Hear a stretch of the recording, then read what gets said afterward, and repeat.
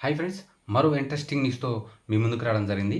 అమరావతి ఏదైతే 2014లో మరి ఆంధ్రప్రదేశ్, తెలంగాణ నుంచి రెండుగా విడిపోయి మరి ఆంధ్రప్రదేశ్ నవ్య ఆంధ్రప్రదేశ్గా మారి ఏదైతే 2014లో మరి హైదరాబాద్ నుంచి మరి అమరావతికి వచ్చినప్పుడు మనకు కావాల్సిన ప్రభుత్వ భవనాలు కానీ ఎటువంటి భవనాలు లేకుండా మరి అద్దె భవనాల్లోనే దాదాపు 2-3 సంవత్సరాల వరకు మరి ప్రభుత్వాన్ని కొనసాగించిన అప్పటి చంద్రబాబు నాయుడు గారి ప్రభుత్వం 2014 నుంచి 2019 వరకు ఏదైతే మరి అమరావతి రాజధాని నిర్మాణానికి దాదాపుగా 55,000 ఎకరాలను సేకరించి మరి రైతులు స్వచ్ఛందంగా అయితే అమరావతికి అయితే భూములు ఇవ్వడం జరిగింది. ఇది సంతోషం వ్యక్తం చేసే విషయం అయినప్పటికీ మరి ఏదైతే 2014 నుంచి 19 వరకు మరి ఏదైతే గ్రాఫిక్స్లోనే మరి అప్పటి చంద్రబాబు నాయుడు గారి ప్రభుత్వం మరి వాటిని గ్రాఫిక్స్లోనే చూపిస్తూ వారి యొక్క మీడియాలోనే చూపించుకుంటూ మరి 2019లో భారీ మూల్యం చెల్లించుకోవాల్సి వచ్చింది. మొత్తానికి 2019లో జగన్మోహన్ రెడ్డి గారు ముఖ్యమంత్రిగా వచ్చిన తర్వాత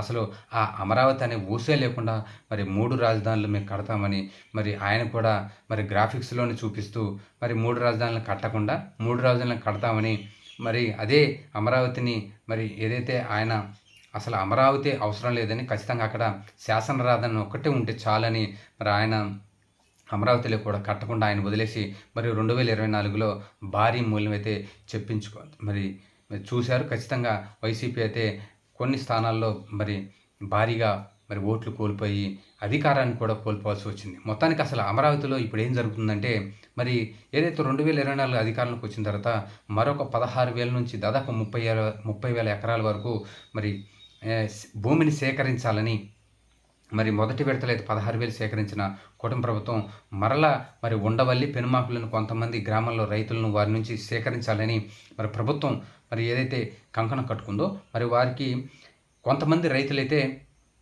ఇక్కడ నిజాలు చెప్తాను. తెలుగుదేశం చెందిన రైతులైతే మరి తెలుగుదేశం పార్టీకి వారికి సంబంధించిన ఉన్నారు కాబట్టి వారు ఖచ్చితంగా ప్రభుత్వానికైతే మరి భూసేకరణకు అడ్డు చెప్పకుండా వారి భూములైతే ఇచ్చేశారు. అక్కడ ఏదైతే ఉండవల్లి, పెనుమాక కొన్ని గ్రామాల్లో మరి వైసీపీకి సానుభూతి పరులైన వారు అక్కడ భూములు ఇవ్వకుండా ఖచ్చితంగా ప్రభుత్వానికి అడ్డుపడుతున్నారని ప్రభుత్వం అయితే ఆరోపిస్తుంది. ఏది ఏమైనా సరే మొత్తానికి ఇక్కడ అమరావతి రైతుల్లో చీలికైతే వచ్చింది. ఎందుకంటే ఒక వైసీపీ, టీడీపీ అని మరి చీలికైతే వచ్చింది. మొత్తం ఎందుకు వచ్చిందంటే ఖచ్చితంగా ఇక్కడ వైసీపీ కూడా మరి 2019 నుంచి 24 వరకు అధికారంలో ఉన్నప్పుడు మరి 3 రాజధానులు కడతామని ఏ ఒక్క రాజధాని కట్టకుండా అలాగే 2014లో నుంచి 19 వరకు అధికారంలో ఉన్న తెలుగుదేశం ప్రభుత్వం కేవలం గ్రాఫిక్స్లోనే చూపిస్తూ అధికారం ఉన్నప్పుడు కూడా ఇదిగో అమరావతి అని కేవలం గ్రాఫిక్స్లో చూపించిన విధంగా మరలా ఒకసారి ఆంధ్రప్రదేశ్ రాష్ట్ర ప్రజలను టీడీపీ, వైసీపీ మోసం చేయడానికైతే చూస్తున్నాయి. ఖచ్చితంగా ఏదైతే మరి ప్రజల మధ్య, అమరావతి రైతుల మధ్య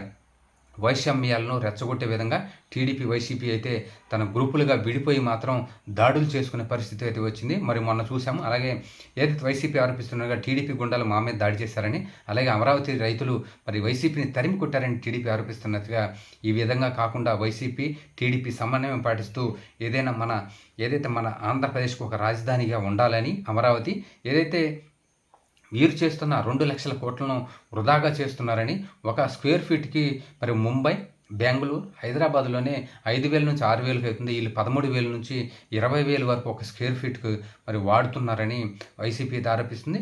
మొత్తానికి అమరావతిలో ఏమి జరుగుతుందంటే అక్కడ ఇప్పుడు అభివృద్ధి జరుగుతున్నప్పటికీ కొంత ఇక్కడ మరి టీడీపీ, వైసీపీ అయితే వారి యొక్క స్వప్రయోజనాల కోసం రైతులను అయితే ఉసిగొల్పి వారి విష వలయాలను వాళ్ళ వ్యాపింపజేసినట్లు సమాచారం. ఖచ్చితంగా అమరావతి రైతుల్లో రాబోయే రోజుల్లో మరి అలర్ట్గా ఉండకపోతే ఖచ్చితంగా వైసీపీ, టీడీపీ గేమ్ ఆడే అవకాశం ఉంది. ఇక్కడ ఖచ్చితంగా మరి రాబోయే రోజుల్లో ఎవరైతే ఖచ్చితంగా నాటకాలు ఆడతారో వాళ్ళని ప్రజలు ఖచ్చితంగా ఇంటికి పంపించే అవకాశం ఉంటుంది.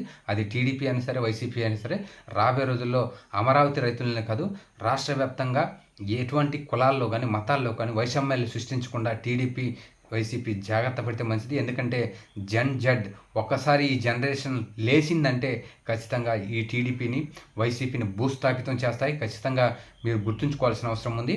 రాబోయే రోజుల్లో మరి ఎటువంటి వైషమ్యాలు లేకుండా ఆంధ్రప్రదేశ్ను చాలా చల్లటి వాతావరణంలో అవసరమైతే ఏదైతే జగన్మోహన్ రెడ్డి గారి మావిగన్ అని మరి ఆయన కూడా మరి చెప్పడం జరిగింది. మొత్తానికి మరి అప్పుడున్న 2019 నుంచి 24 వరకు అధికారంలో జగన్మోహన్ రెడ్డి గారు ఏదో ఒక రాజధాని ఎక్కడో అక్కడ నిర్మించినట్లయితే ఆయన మరి దాన్ని చూపించి ఎలక్షన్ వెళ్ళిన పరిస్థితి ఉండేది. కానీ ఏది కట్టకుండా అటు చంద్రబాబు నాయుడు, ఇటు జగన్మోహన్ రెడ్డి గారు మరి దాదాపు 10 సంవత్సరాల కాలాన్ని వేస్ట్ చేసి ప్రజలను నట్టేట ముంచారని ప్రజలైతే అనుకుంటున్నారు. మరి రాబోయే రోజుల్లో ఈ 2 పార్టీలు ప్రజలను నట్టేట ముంచుతాయా?